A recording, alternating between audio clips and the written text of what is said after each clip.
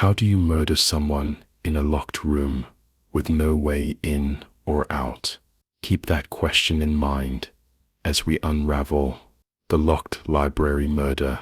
My name is Inspector William Hartley, and in my 30 years with Scotland Yard, I've encountered every type of criminal imaginable: pickpockets and poisoners, forgers and fraudsters, even the occasional international spy, street thugs who'd kill for a shilling, and sophisticated criminals who'd orchestrate elaborate cons spanning continents. I've stood over the bodies of lords and paupers alike, pieced together crimes of passion and calculated murders that took months to plan. But standing outside the oak doors of Lady Margaret Ashworth's private library on that fog-shrouded October morning, watching my breath mist in the chill Yorkshire air, I felt like a green constable again, staring at my first dead body with no idea where to begin.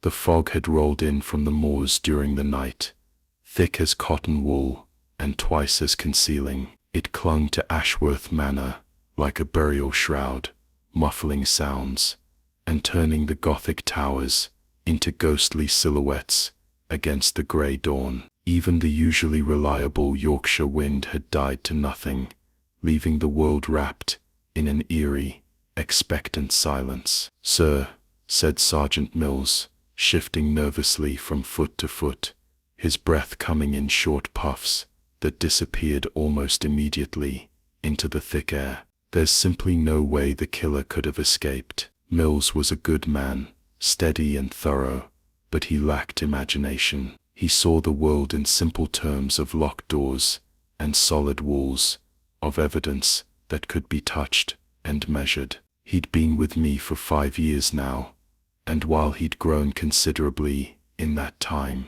he still approached mysteries like a mathematician approaching an equation, methodically, logically, but without the intuitive leaps that solved the truly baffling cases. I lit my pipe slowly, my fingers working automatically through the familiar ritual, while my mind processed what I'd seen so far. The sweet Virginia tobacco helped clear my thoughts, and the familiar weight of the briar bowl in my hand provided a small anchor of normalcy in what was shaping up to be a decidedly abnormal case. "Mills," I said finally, watching the smoke curl upward into the fog, "in my experience, when something seems impossible, it usually means we're asking the wrong questions." But even as I spoke those words, drawing on 3 decades of experience with supposedly impossible crimes, I wondered if this case might prove me wrong. Because Lady Margaret Ashworth was undeniably dead, and she was just as undeniably locked inside a room with no other means of egress. Let me set the scene for you, because the details matter in cases like this. Ashworth Manor stood like a Gothic sentinel against the grey Yorkshire sky, its windows glowing amber in the early morning light that struggled to penetrate the fog. The building itself was a testament to centuries of Ashworth wealth and power: 3 stories of honey-coloured Yorkshire stone, with towers and battlements that spoke of an age when a man's home truly was his castle. The estate sprawled across nearly 1,000 acres of moorland, purchased by the first Lord Ashworth in the reign of Queen Elizabeth, and expanded by each successive generation. The current manor house had been built in the early 18th century, replacing an earlier medieval structure, but the architects had maintained the fortress-like appearance that seemed to suit the harsh Yorkshire landscape. I'd received the telephone call at 5:30 in the morning, jerked from uneasy sleep by the shrill ring that every policeman learns to dread. The voice on the other end had been crisp and professional: Dr. Morrison, the local physician, reporting what he termed suspicious circumstances surrounding the death of Lady Margaret Ashworth. The lady had been found dead in her private library, the door locked from the inside, No apparent means of entry or exit for any potential killer. The fog had delayed our arrival by nearly an hour. The roads between York and the manor were treacherous under the best of circumstances, narrow country lanes that wound through the moors like ribbons. In the fog they became positive death traps, forcing Mills to drive at a crawl while I peered uselessly through the windscreen, trying to spot landmarks in the grey murk. By the time we reached the manor's imposing iron gates, the fog was beginning to lift slightly, revealing tantalizing glimpses of the building beyond. The drive curved through ancient oak trees, their branches forming a tunnel overhead that seemed to trap the mist and hold it close to the ground. Rooks cawed from the highest branches, their harsh voices the only sound in the otherwise silent morning. Mrs. Henderson, the housekeeper, met us at the front door before we'd even brought the motor car to a complete stop. She was a woman of perhaps 55, with silver hair pulled back in a severe bun, and the kind of starch deficiency that comes from decades of service to the aristocracy. Her black dress was impeccable despite the early hour, and her white apron bore not a single wrinkle, but her hands trembled as she led us through corridors lined with ancestral portraits, and I could see the toll that the morning's events had taken on her usual composure. I heard her scream at exactly 10 minutes past 3, she whispered, her voice barely audible above the tick of the grandfather clock in the hallway. The clock was a magnificent piece, its mahogany case reaching nearly to the ceiling, its brass pendulum catching the light from the electric sconces that had been installed throughout the house sometime in the past decade.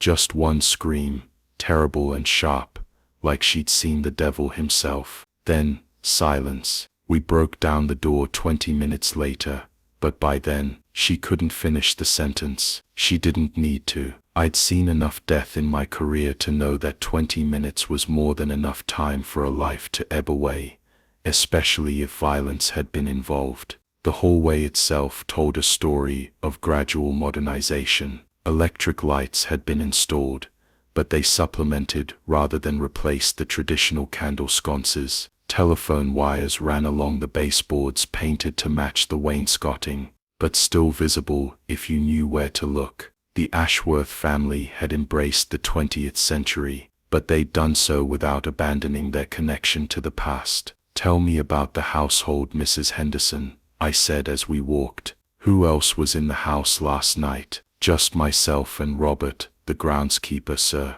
Lady Margaret gave most of the staff the evening off. She liked her privacy when she was working on her collections. Robert lives in the cottage by the gates, and I have rooms in the east wing." We were the only ones who could have heard anything, and Robert heard nothing. "Nothing, sir. He's partially deaf from his service in the Boer War. Artillery, you understand." Lady Margaret knew that, which is why she always kept him on. She said a man who'd served his country deserved consideration for his sacrifice. I made a mental note to speak with Robert later, though if Mrs. Henderson's assessment of his hearing was accurate, he was unlikely to provide useful information about sounds in the night. The corridor seemed to stretch forever, lined with paintings that chronicled generations of Ashworth family history. Here was Sir Geoffrey Ashworth in his Elizabethan ruff, there his son William in cavalier dress during the Civil War. Each painting was carefully maintained, their gilt frames gleaming despite their age, their subjects gazing down with the confident expressions of people who'd never doubted their place in the world. Lady Margaret was particularly proud of the family history,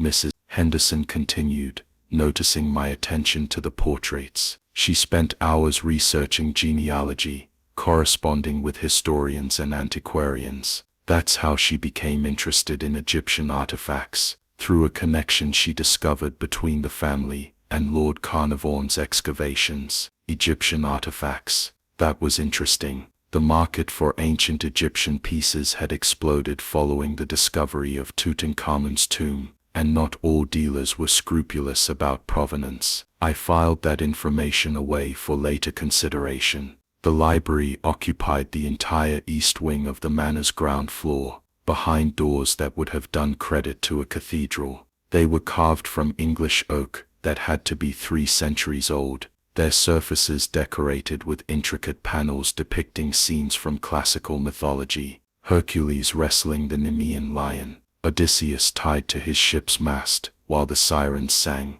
Perseus holding aloft Medusa's severed head, all rendered with the skill of master craftsmen who'd worked when such artistry was a matter of pride rather than mere commerce.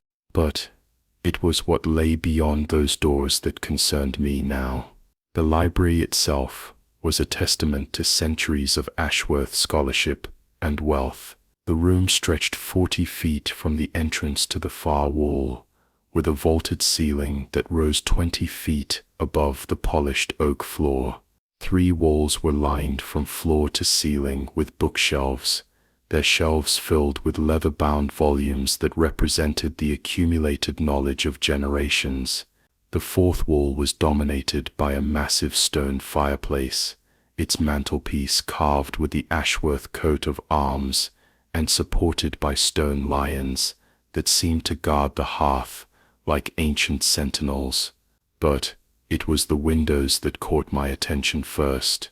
3 tall casements, each nearly 8 feet in height, stretched along the east wall, Gothic arches topped with stained glass panels that threw colored light across the Persian carpets when the sun shone.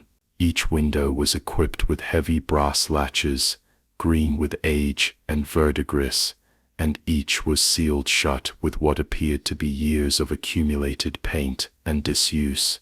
I tested each latch personally, applying pressure that should have opened them if they'd been recently used. They didn't budge. The paint around their edges was cracked and yellowed, and cobwebs stretched between the latches and the window frames, undisturbed cobwebs that would have been broken if anyone had opened these windows in recent months. When were these windows last opened, Mrs. Henderson? Not since I've been here, sir, and that's been 37 years. Lady Margaret preferred gas lighting for reading, said it was steadier than electric bulbs and easier on the eyes. She only used the electric lights when she had visitors. Gas lighting.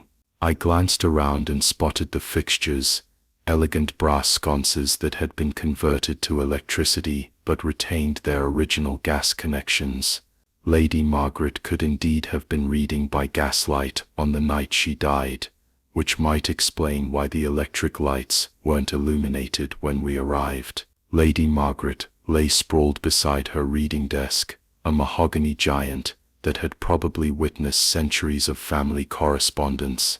The desk was a piece worthy of a museum, nearly 6 feet across and 4 feet deep, its surface inlaid with brass fittings and covered with green leather that bore the patina of age and use. Pigeonholes and small drawers lined the back, each fitted with tiny brass knobs that gleamed despite their age. She wore a burgundy dressing gown over a white nightdress, both of fine quality but clearly chosen for comfort rather than fashion. Her grey hair, which Mrs. Henderson later told me she usually wore in a neat chignon, was spread across the Persian carpet like spilled silver. The carpet itself was magnificent, clearly Turkish, with intricate patterns in deep blues and golds that would have cost more than most people earned in a year.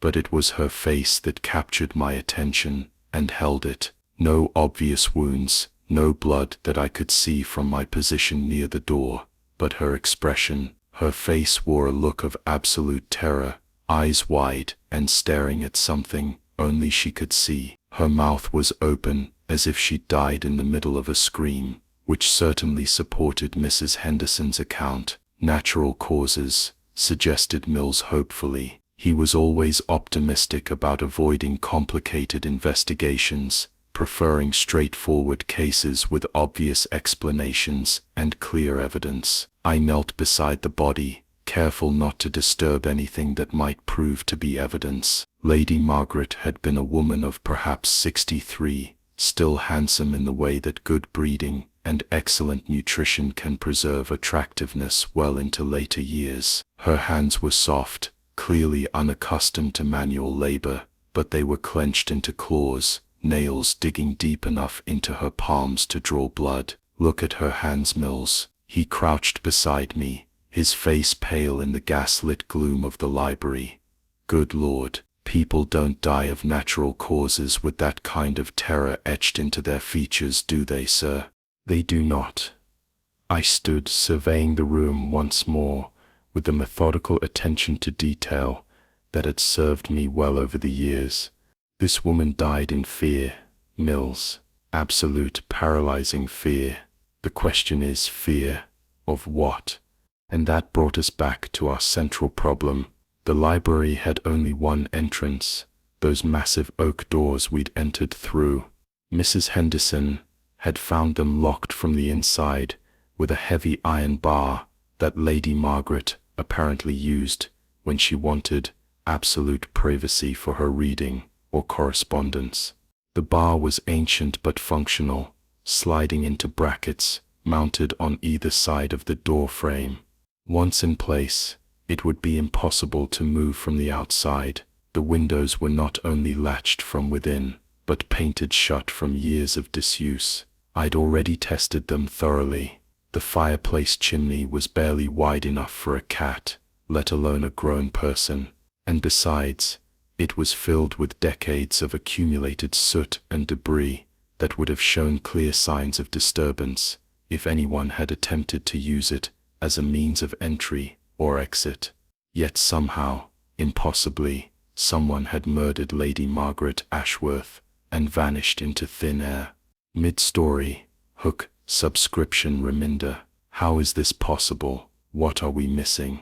The evidence seems to contradict itself at every turn. If you're enjoying this impossible mystery, remember to subscribe for daily detective stories that will keep you guessing, and leave a comment with your theory. Can you solve this before Inspector Hartley does? What would you look for in that locked room?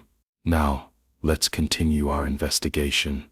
I spent the next 2 hours examining every inch of that library with the thoroughness that had earned me my reputation at Scotland Yard. In 30 years of detective work, I'd learned that the solution to any mystery lay in the details, the small, seemingly insignificant facts that most people overlooked in their haste to find dramatic explanations. The bookshelves demanded particular attention. They were built into the walls rather than standing free, their heavy oak construction dating back to the library's original design. Each shelf was filled with volumes that represented not just the Ashworth family's wealth, but their intellectual pursuits across centuries. Here were first editions of Shakespeare and Marlowe, their treatises on astronomy and natural philosophy that predated Newton, leather bindings in every conceivable color, from the deep burgundy of theological works to the forest green of scientific texts. I tapped every panel systematically, listening for the hollow sound that might indicate a hidden passage. The idea wasn't as far-fetched as it might seem. Many of these old manors had priest holes and secret passages dating back to the religious persecutions of the 16th and 17th centuries. But the walls behind the shelves were solid stone, 2 feet thick at least, and showed no signs of concealed openings. Mills helped me examine the books themselves, pulling out volumes at random to check for hollow compartments or hidden mechanisms. It was tedious work, but necessary. We found nothing more suspicious than a few volumes that had been rebound in recent years, their original leather covers replaced with fresh bindings that bore the distinctive toolwork of a London craftsman. "Look at this, sir," Mills said, pulling out a volume of Herodotus. "This one's been rebound recently, but the binding is different from the others." I examined the book carefully. The leather was indeed fresher, the gold tooling on the spine brighter than its neighbors. But when I opened it, I found only what one would expect. Pages of ancient Greek text with English translation on facing pages. No hidden compartments, no secret messages tucked between the leaves. Lady Margaret was apparently working to preserve the collection, I observed. Mrs. Henderson, how long had she been having books rebound? "Oh, for several years now, sir. Ever since Lord Charles passed, she said she wanted to ensure the collection would survive for future generations. She sent books to London regularly, always the most valuable ones first." That was interesting. Valuable books, sent to London for rebinding. It suggested that Lady Margaret had been taking her role as custodian of the family collection seriously, but it also meant that people outside the immediate household knew about the library's contents. The floorboards came next. They were solid English oak, worn smooth by centuries of use, but showing no signs of recent disturbance. Each board was a masterpiece of medieval craftsmanship, fitted so tightly together that you could barely see the joints. I walked every inch of the floor, listening for loose boards or hollow spaces beneath. The only sounds were the solid thunks of my footsteps on substantial timber, supported by equally substantial joists. Mills took responsibility for examining the ceiling, though he needed a library ladder to reach the highest points. The ceiling was plastered and painted, decorated with elaborate moldings that dated back to the room's original construction. No obvious access points, no signs that anyone had disturbed the plaster recently. "Nothing up here, sir," he reported, climbing down from the ladder with obvious relief. Mills had never been fond of heights. Solid as the day it was built, the fireplace proved equally disappointing, at least initially. It was a magnificent structure, clearly designed to heat the entire room during Yorkshire's harsh winters. The opening was large enough to roast a whole sheep, lined with ancient fire bricks that had absorbed decades of heat and smoke. The hearth itself extended several feet into the room, paved with stone slabs that bore the scorch marks of countless fires, but it was the chimney that concerned me most. I crawled partway into the fireplace and craned my neck upward, squinting into the darkness above. The chimney was indeed narrow, barely 18 inches across, far too small for a grown person to navigate. Moreover, it was filled with decades of accumulated soot and debris that would have shown clear signs of disturbance if anyone had attempted to climb up or down.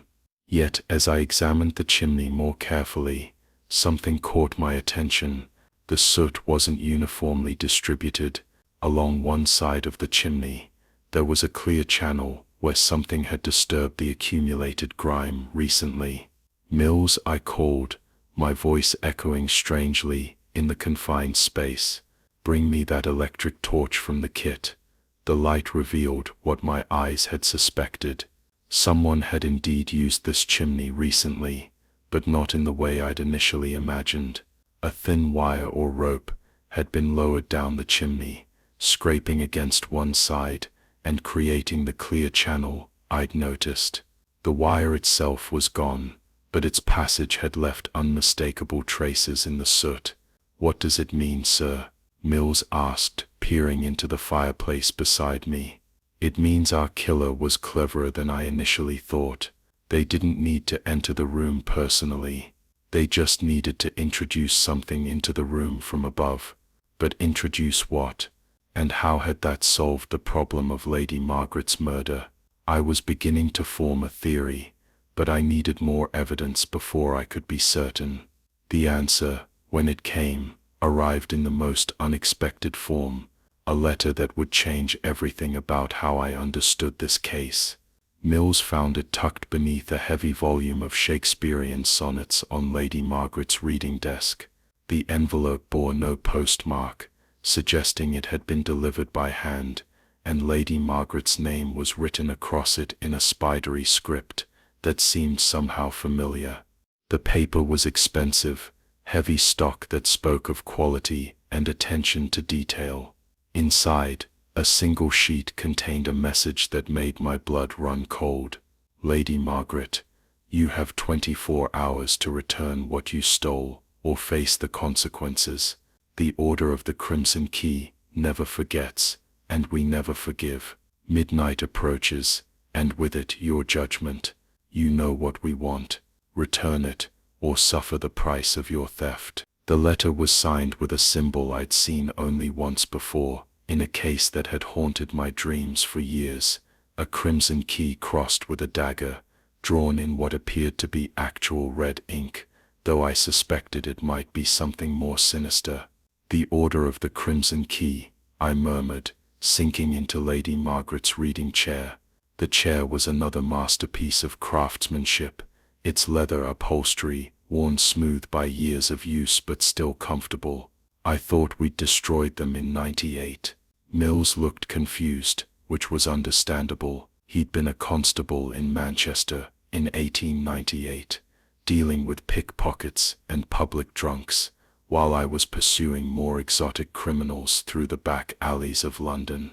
"Sir, a secret society, Mills, part criminal organization, part occult nonsense. They specialized in what they called impossible crimes, murders that seemed to defy the laws of physics. Their leader was a man named Professor Blackwood, brilliant but utterly mad. Harold Blackwood, formerly of Cambridge University, dismissed for conducting experiments that the administration deemed inappropriate for academic inquiry." I stood and began to pace, my mind racing through memories I'd tried to bury. The Order of the Crimson Key had been responsible for a series of baffling crimes in the 1890s, murders in locked rooms, thefts from sealed safes, disappearances that seemed to violate every known law of nature. They'd claimed to possess ancient secrets, Egyptian magic, that allowed them to transcend physical limitations. Blackwood believed that the ancient Egyptians had discovered methods of what he called sympathetic action at a distance. He claimed that properly prepared artifacts could be used to influence events hundreds of miles away. Complete nonsense, of course, but he was convincing enough to attract a following of wealthy dilettantes who funded his research. "And you caught him." "Eventually. We caught him trying to steal the crown jewels using some elaborate contraption involving mirrors and misdirection. It was an ingenious plan, but ultimately it failed because Blackwood couldn't resist making it unnecessarily complicated. He wanted to prove his superiority, not just commit theft." "What happened to him?"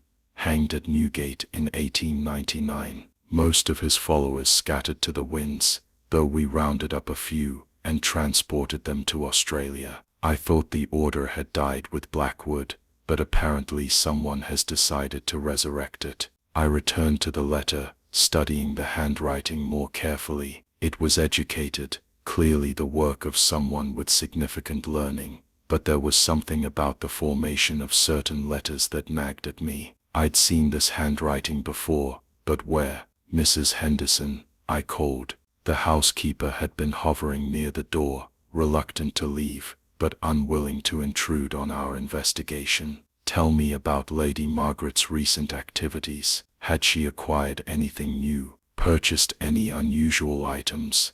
Mrs. Henderson wrung her hands, a gesture that seemed to be her response to any stress. "Well, there was the Egyptian collection, Inspector. She bought it at auction just last month. Artifacts from some tomb or other. She was terribly excited about it, said it was the finest collection of its kind outside the British Museum. Egyptian artifacts. The connection to Professor Blackwood's obsessions was too obvious to ignore. Where is this collection now?"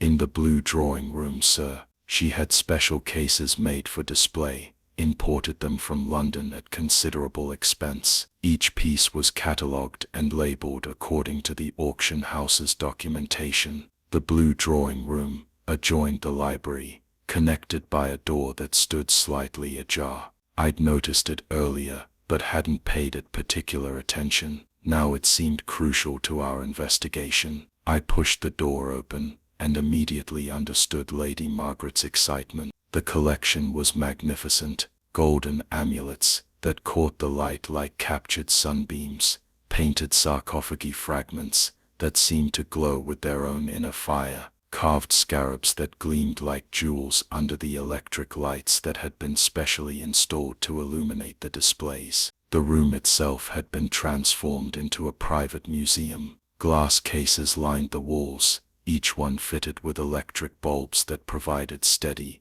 even illumination. Labels written in Lady Margaret's careful script identified each piece, providing details about its origin and historical significance. It was clear that considerable thought and expense had gone into creating this display, but something was wrong. One of the display cases stood empty, its glass top removed and set carefully aside on a nearby table. "What was in this case, Mrs. Henderson?" "The scarab, sir. Lady Margaret's prize piece. She said it was worth more than the rest of the collection combined. Solid gold, covered in hieroglyphs, with eyes made of genuine rubies. The auction house said it dated back to the reign of Amenhotep III, over 3,000 years old. A golden scarab with ruby eyes, worth a fortune, and dating back over 3 millennia. The sort of thing that would attract serious attention from serious criminals. The sort of thing that might be worth killing for. But it was also exactly the type of artifact that Professor Blackwood had claimed possessed supernatural properties. Do you have the auction house documentation for this piece?" "Of course, sir. Lady Margaret was very particular about provenance. She said that half the Egyptian artifacts on the market were forgeries or stolen goods, and she wanted to ensure her collection was legitimate." Mrs. Henderson produced a file folder from a drawer in one of the display cases. The documentation was impressive: authentication certificates, photographic records, a detailed history of the scarab's discovery and subsequent ownership. But as I read through the papers, one name kept appearing: Dr. Sebastian Cross, the auction house's Egyptian specialist. Dr. Cross had provided the authentication for not just the scarab, but for several other pieces in Lady Margaret's collection. His credentials were impeccable: formerly of the British Museum, with extensive experience in Middle Eastern archaeology. But something about his signature troubled me. The handwriting was familiar, very familiar indeed. I compared Dr. Cross's signature to the threatening letter. The similarities were subtle but unmistakable: the same distinctive formation of certain letters, the same slight tremor in the downstrokes that suggested either advanced age or nervous tension. "Mills," I said quietly, "send a telegram to London. I want to know everything about Dr. Sebastian Cross, his current address, his employment history, and specifically any disciplinary actions taken against him by the British Museum." While Mills went to arrange the telegram, I continued to study the Egyptian collection. Lady Margaret had clearly been a serious collector, not merely someone buying artifacts for their decorative value. Each piece was carefully labeled with information about its historical context and religious significance. She'd even included notes about related pieces in other collections, cross-referencing her acquisitions with items in the British Museum and other institutions. But as I read her notes more carefully, I began to see a pattern that troubled me deeply. Several of the pieces she'd acquired had uncertain provenance. They'd appeared on the art market without clear documentation of how they'd left Egypt. In some cases, Lady Margaret had noted discrepancies between the auction house's claims and what she'd been able to verify through her own research. Had Lady Margaret unknowingly purchased stolen goods? Or worse, had she begun to suspect that her collection included artifacts that had been illegally removed from Egypt?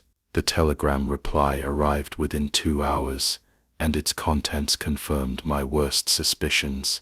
Dr. Sebastian Cross had indeed been dismissed from the British Museum 2 years earlier, though the official reason given was differences in scholarly interpretation. Unofficial sources suggested that he'd been caught selling forged authentication documents and possibly facilitating the sale of stolen artifacts. More damning still, Cross had been seen in York just 3 days before Lady Margaret's death, ostensibly visiting collectors in the area to discuss potential acquisitions. But how had Cross entered a locked room, murdered Lady Margaret, stolen the scarab, and escaped without leaving any trace. The mechanism was still unclear, though I was beginning to form a theory based on the disturbed soot in the chimney, and Cross's connection to Professor Blackwood's old organization. The answer came to me as I sat in Lady Margaret's reading chair, trying to think like the killer.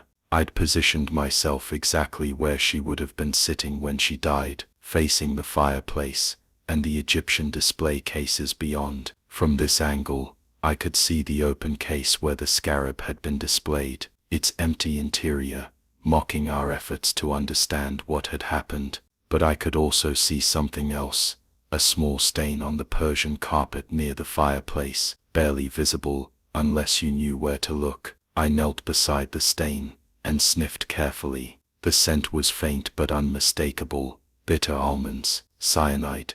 "Mills," I called urgently, "examine that fireplace again, but this time look for any residue or foreign objects hidden among the ashes." While Mills poked around among the cold ashes with the fire iron, I returned to studying the threatening letter. The timing mentioned in the letter was significant. Midnight approaches. Lady Margaret had died at approximately 3:10 a.m., which meant the deadline had already passed when she was killed. Had she refused to return the scarab, or had she been unable to comply with the demand for some other reason? "Sir," Mills called excitedly, "there's something here." I joined him at the fireplace. Hidden among the ashes and debris, barely visible unless you knew where to look, was a small glass vial, empty now, but still carrying that telltale scent of bitter almonds, cyanide. But how had it gotten there? And how did this solve our locked room mystery? The solution came to me in a flash of inspiration that made me feel like the detective I'd once been, before years of routine cases had dulled my edge. I understood now how Dr. Cross had managed his impossible crime, and the elegance of the solution was almost worthy of Professor Blackwood himself. "Mills," I said, my excitement growing as the pieces fell into place, "what if our killer was never in the room at all when Lady Margaret died?" Mills looked baffled, so I explained my theory. "Consider this scenario. Cross discovers that Lady Margaret owns a valuable scarab that he knows to be stolen from an Egyptian excavation. He wants to retrieve it, both to eliminate evidence of his crimes and to profit from its resale. But he also wants to ensure that Lady Margaret can't identify him or testify about their transaction." I moved to the fireplace and gestured toward the chimney opening. "So he devises an elaborate plan worthy of the old order of the Crimson Key. First, he positions himself on the roof with a long rope or wire. Using the wire, he lowers a small mechanical device down the chimney, perhaps something as simple as a clockwork mechanism designed to break a glass vial at a predetermined time." Mills nodded slowly, beginning to understand. "The vial contained cyanide gas." "Exactly. The device was programmed to release the gas at a specific time, let's say 3 a.m., when Lady Margaret would most likely be asleep or at least alone in the library. But something went wrong with the timing, or perhaps Lady Margaret was still awake, reading by gaslight as was her habit. I could picture the scene clearly now. Lady Margaret sitting in her chair, perhaps working on correspondence or reading one of her archaeological journals. The mechanical device, dangling invisibly in the chimney, reaching its predetermined moment and releasing its deadly cargo into the room. "The gas didn't kill her immediately," I continued. "Cyanide can take several minutes to work, depending on the concentration and the victim's constitution. Lady Margaret had time to realize what was happening, time to scream, but not time to escape or call for help effectively. And while she was dying, Cross used his wire or rope to pull up his device, eliminating the evidence of how the poison had been delivered. Then he simply waited for the house to fall silent again before making his move. The beauty of the plan was its simplicity. Cross didn't need to enter the locked room. While Lady Margaret was alive and capable of identifying him, he could wait until she was dead, then pick the lock on the library door, a skill that any criminal worth the name would possess, and enter to steal the scarab at his leisure. But then came the masterstroke that transformed a simple theft into an apparently impossible crime. After stealing the scarab, Cross locked the door again from the inside using the same wire that had delivered the poison device. He attached the wire to the internal locking mechanism and manipulated it from outside, through the chimney. Once the door was secured, he simply pulled the wire back up and removed all evidence of his method. It was an elegant solution, requiring preparation and technical skill but no supernatural powers. The kind of plan that Professor Blackwood himself might have admired, combining mechanical ingenuity with psychological misdirection. But there was still one piece missing from our puzzle. We knew how the crime had been committed, but we still needed to prove that Dr. Cross was our killer. For that we would need more than theory. We would need evidence that would stand up in court. The breakthrough came from an unexpected source. While I was explaining my theory to Mills, Mrs. Henderson had been listening from the doorway, her face growing paler with each detail. "Inspector," she said quietly, "there's something I should have mentioned earlier, about the gentleman who came to see Lady Margaret 3 days ago." "You mean Dr. Cross?" "He didn't give his name, sir, but he was very interested in the Egyptian collection. Lady Margaret showed him through the blue drawing room, and he seemed particularly fascinated by the scarab. He asked many questions about how she'd acquired it, whether she'd verified its authenticity." This was promising. "Did you overhear their conversation?" "Some of it, sir. The gentleman seemed to know a great deal about Egyptian artifacts, but toward the end of his visit, Lady Margaret seemed troubled. After he left, she spent considerable time examining the documentation for the scarab. She made several telephone calls to London, to the auction house I believe, and to someone at the British Museum." "Did she say anything about what she'd learned?" Mrs. Henderson hesitated, clearly uncomfortable about repeating private conversations. She seemed to think there might be irregularities in the scarab's provenance. She mentioned something about forged documents and asked me to write to her solicitor about returning items to their rightful owners. This was the final piece of the puzzle. Lady Margaret had discovered that her prize scarab was stolen goods, and she'd been preparing to return it to the proper authorities. Dr. Cross, realizing that his criminal activities were about to be exposed, had decided that murder was preferable to imprisonment. But we still needed physical evidence to connect Cross to the crime. The threatening letter was suggestive, but not conclusive. Anyone could have written it and used the Order of the Crimson Key symbol to mislead investigators. We needed something more concrete. The answer came from the most mundane source imaginable, the telegraph office. Mills returned from sending our inquiries with an interesting piece of information. The telegraph operator remembered Dr. Cross sending several messages over the past week, including one to a London address on the day before Lady Margaret's death.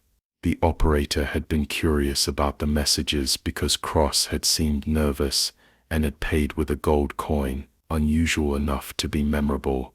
More importantly, Cross had made a mistake that many criminals make when they think they're being clever. He'd signed one of his telegrams with his real name, providing us with a clear handwriting sample that matched both the threatening letter and the auction house documents. We found Dr. Cross at his London flat 3 days later, the stolen scarab prominently displayed on his mantelpiece like a trophy. He'd made no attempt to hide it, apparently confident that his elaborate murder scheme had eliminated any chance of detection. The flat itself told a story of a man living beyond his means. Expensive furnishings, fine wine, artifacts that clearly belonged in museums rather than private collections. Cross had been supplementing his income through criminal activities for years, using his expertise to authenticate stolen goods and facilitate their sale through respectable auction houses. He confessed readily enough once confronted with the evidence, even seeming proud of his ingenious murder method. Criminals of his type often can't resist boasting about their cleverness, especially when they believe their crimes demonstrate superior intelligence. "You have to admit, Inspector," he said, as Mills applied the handcuffs, "it was rather brilliant. I spent months perfecting the mechanism, a clockwork device that could be lowered down any chimney and programmed to release gas at a specific time. Poor Lady Margaret never knew what hit her." "The Order of the Crimson Key was a nice touch," I admitted, "designed to send us chasing ghosts instead of focusing on the obvious motive." Cross smiled coldly. "I thought you might appreciate the historical reference. Professor Blackwood was ahead of his time, you know. His theories about action at a distance weren't entirely wrong, they just needed proper mechanical application rather than mystical nonsense." And the scarab, stolen from the tomb of Amenhotep III during an unauthorized excavation in 1920. "I've been trying to retrieve it ever since it surfaced on the legitimate market. Lady Margaret was an unfortunate obstacle, but she left me no choice when she began investigating its provenance. It might have worked too, if not for that empty display case and a housekeeper with an excellent memory for details." Cross's plan had been nearly perfect, but like many criminals who consider themselves intellectually superior, he'd overlooked the simple human element that often solves the most complex cases. "The mechanical device we never found," Cross claimed to have destroyed it after the murder, melting down its metal components and scattering the remains. "But we had enough evidence to convict him without it: the threatening letter in his handwriting, the witness testimony placing him at the scene before the crime, and most damning of all, the stolen scarab in his possession. And that, my friends, was how we solved the case of the locked library murder, an impossible crime with a very possible solution, once you learn to ask the right questions and pay attention to the details that matter most." Dr. Sebastian Cross received 20 years for murder and theft of antiquities, while the scarab was returned to its rightful home in Cairo, where it now resides in the Egyptian Museum. But this case taught me something important about the nature of impossible crimes. They're never really impossible, they just require thinking beyond conventional solutions, and understanding that human ingenuity can overcome seemingly insurmountable obstacles, whether for good or evil. The Order of the Crimson Key may have died with Professor Blackwood, but the spirit of their approach, using mechanical ingenuity and psychological misdirection to accomplish the seemingly impossible, lives on in criminals who believe themselves clever enough to outwit the forces of justice. What did you think of today's mystery? Did you suspect Dr. Cross from the beginning, or did the locked room puzzle throw you off the scent? Could you have solved it before Inspector Hartley revealed the clockwork device and wire mechanism? Let me know in the comments below. I'm always interested to hear your theories and deductions. Don't forget to subscribe to Detective Stories audiobooks for a new mystery every single day. Tomorrow we'll be investigating a case that takes us into the gaslit streets of Victorian London, where a series of seemingly unconnected murders leads to a conspiracy that reaches the very heart of the British Empire. It's a story of international intrigue, ancient secrets, and a killer who uses the fog itself as a weapon. Until then, keep questioning the impossible, and remember, in the world of detective fiction, there's always an explanation. You just have to be clever enough to find it. This has been Detective Stories audiobooks. Subscribe, and I'll see you tomorrow for another case that will challenge your deductive reasoning and keep you guessing until the very last clue.